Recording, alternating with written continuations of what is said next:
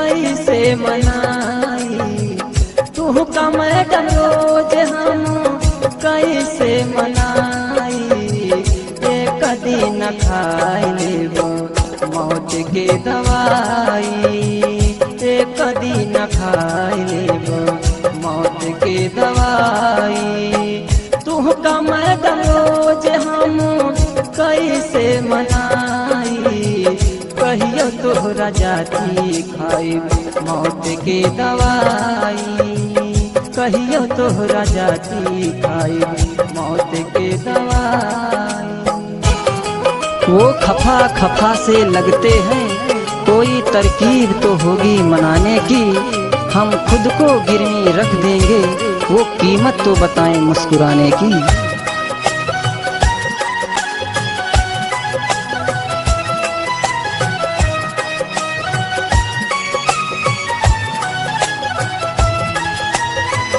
प्यार में तोहरा हम भाईनी मजबूर हो।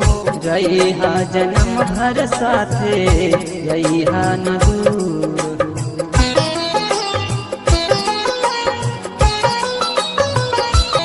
प्यार में तोहरा हम भाईनी मजबूर हो। रहिहा जन्म भर साथे रहिहा न दूर हो।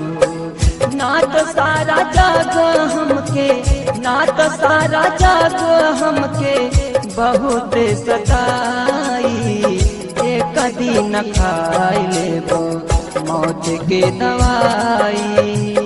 एक दिन खाई लेबो मौत के दवाई। बेवफाई करके तूने दिल मेरा जो दुखाया है। कसम है उस रब की तूने मुझे मौत का रास्ता दिखाया है।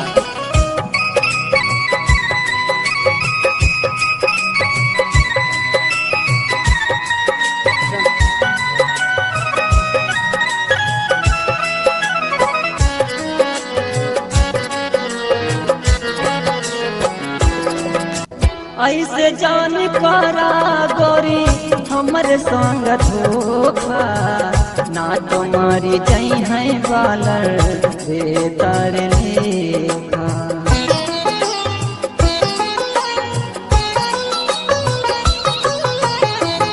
ऐसे जान करा गोरी हमर संग धोखा।